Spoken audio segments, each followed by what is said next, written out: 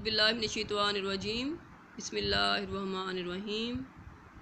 अस्सलामु अलैकुम।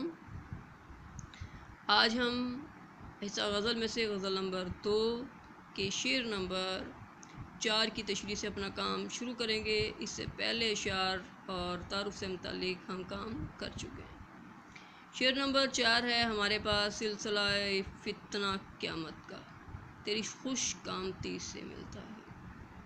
शायर कहते हैं कि महबूब का कद जो है वो सरो क़यामत, आँखों में क़यामत का मंजर बर्पा कर देता है और क़यामत के हंगामे की सारे सिलसिले महबूब के हसीन तरीन बुलंद कामती से मिलते हैं।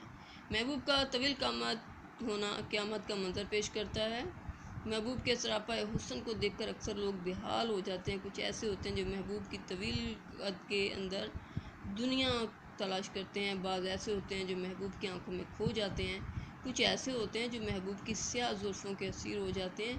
गर्ज ये कि लंबा कद, नशीली आँखें, लहराती जुल्फ़ें इंसान को मसरूर कर देती हैं, इंसान उसमें खो जाता है। मिर्ज़ा गालिब ऐसा शायर इसी एहसास को कुछ इस तरह से बयान करता हुआ दिखाई देता है कि तेरी सरो क़यामत से एक कदम कद आदम, तेरी सरो क़यामत से एक कद आदम, क़यामत के फितने को कम देखते हैं। इंसानी शख्सियत में कदो क़यामत क़ुव्वत अहमियत हासिल है। शख्सी खूबसूरती में पूरा सरापा मिलकर कदो क़यामत की को तश्कील देता है। बहुत से शायर जिन्होंने महबूब के सरापा को मौज़ूए सुख़न बनाया है, अक्सर शायरों की गज़लियात का मौजू ही महबूब का खूबसूरत और दिलरुबा सरापा होता है। महबूब की बुलंद कामती होती है जिसे वो क़यामत से तशबीह देते हुए दिखाई देते हैं। क़यामत ही समझे सभी शहर वाले, जो वो सरो क़यामत अब बाम आया। शेर नंबर 5, मिल के भी जो कभी नहीं मिलता, टूट कर दिल उसी से मिलता है। शायर कुछ इस तरह से हमें इस शेर में अपनी बात को वाज़ेह करते हुए दिखाई देता है कि तेरे बग़ैर गुजारा नहीं मुमकिन, इसे ये बात बताने से बात बिगड़ गई।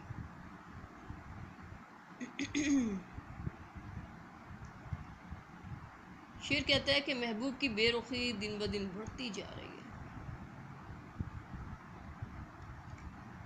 उससे रोज़ मुलाकात होती है, लेकिन ये मिलना ना मिलना एक जैसा है, क्योंकि महबूब बेरुखी से मिलता है।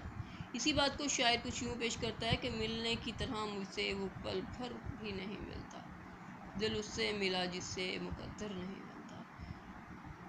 अपनी दिली कैफियत को शायर यूँ पेश करता है कि महबूब की बेरुखी का इसके दिल पर कोई असर नहीं होता, बल्कि इसका दिल नहायत शौक़ से महबूब से मिलने को दौड़ता है। आशिक का दिल हमेशा महबूब के लिए नर्म गोशा रखता है, जबकि महबूब हमेशा आशिक के लिए बेतनाई का जज्बा रखता है। बेवफाई भी करो तो माफ़ कर देंगे तुम्हें, छोड़ देंगे ये जहाँ हम जब भी तुम फरमाओ। शायर एहसास महरूमी से दो चार नज़र आता है। वो महबूब को टूट कर चाहता है और अपनी ज़िंदगी को महबूब के नाम कर चुका है, लेकिन महबूब उसके तमाम एहसासात को कुचल देता है और निगाह में आशिक के जज्बात की ज़रा भी कदर नहीं है। महबूब से अगरचे मुलाकात हो भी जाती है, लेकिन ये बेरंग मुलाकात होती है। अगला शेर की तरफ चलते हैं।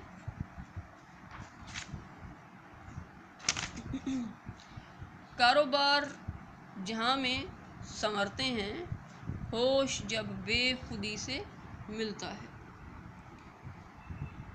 इस शेर में शायर अपने ख़यालात की अक्कासी कुछ इस तरह से करता हुआ दिखाई देता है कि हैं लोग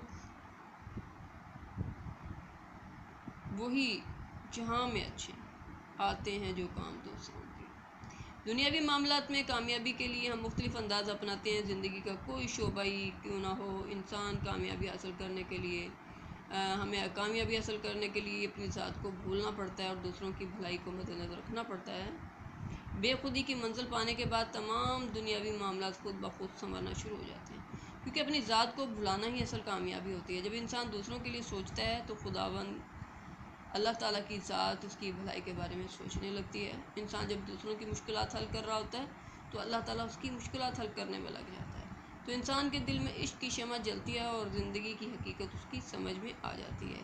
ہوش والوں کو خبر کیا بے خودی کیا چیز ہے، عشق کیجئے پھر سمجھیے زندگی کیا چیز ہے۔ روح کو بھی مزہ محبت کا دل کی ہمسائیگی سے ملتا ہے۔ شاعر کہتے ہیں کہ عشق اور محبت روح کی توانائی کا نام ہے۔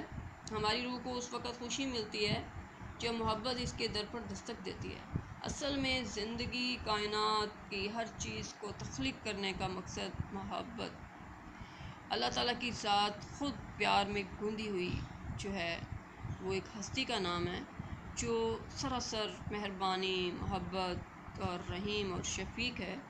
تو انسان کو بھی اسی چیز کی ترغیب دی جاتی ہے کہ عشق اور محبت کی بدولت روح کو ازلی سرور اور لطف حاصل ہوتا ہے۔ جب محبت اور عشق روح کو سیراب کرتے ہیں تو شاعروں اور روح کی ہمسائیگی کا شاعر جو ہے وہ خواہاں نظر آتا ہے۔ آؤ کچھ دیر کہیں بیٹھ کے باتیں کر لیں، پھر نہ آئیں گے یہ لمحات ہمارے خاطر۔ دوسرے مصرعے میں شاعر کہتا ہے کہ اگر دل مطمئن ہو، خوش ہو تو روح کو سکون ملتا ہے۔ نبی کریم صلی اللہ علیہ وسلم کی حدیث مبارکہ ہے کہ جسم میں خون کا ایک لوتھڑا ہے، جب یہ درست ہوتا ہے تو سارا جسم درست ہوتا ہے، جب یہ خراب ہوتا ہے تو سارا جسم جو ہے وہ اس کا نظام بھی درہم برہم ہو جاتا ہے، گویا کوئی بھی چیز جو ہے وہ اپنے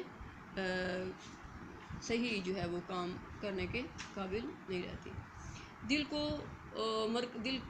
کو مرکز محبت بھی کہا جاتا ہے۔ روح انسان کو زندگی کا سارا لطف اور سرور دل کی ہمسائیگی سے ملتا ہے، کہ جیسا کہ کہا جاتا ہے کہ اگر ہمسایہ اچھا ہو تو زندگی بھی اچھی گزرتی ہے، اور اگر ہمسایہ برا ہو تو زندگی جہنم بن جاتی ہے۔ اس لیے شاعر کہتے ہیں کہ محبت ہی روح کے لیے باعث سرور ہے، اس لیے محبت کے بعد انسان کے چہرے پر رونق چھا جاتی ہے۔ دل ٹوٹ بھی جائے تو محبت نہیں ملتی، اس راہ میں لٹ کر بھی خسارہ نہیں ہوتا۔ محبت ایسی شمع ہے کہ ہوائیں جیسی بھی چلتی ہوں اس کی لو کبھی مدھم نہیں ہوتی۔ محبت ایسی شمع ہے کہ ہوائیں جیسی بھی چلتی ہوں اس کی لو کبھی مدھم نہیں ہوتی۔ محبت کم نہیں ہوتی، محبت کم نہیں ہوتی۔ محبت ایسا دریا ہے کہ بارش روٹھ بھی جائے تو پانی کم نہیں ہوتا۔ آج کے کام کا اختتام کرتے ہیں، اجازت دیں، اللہ حافظ۔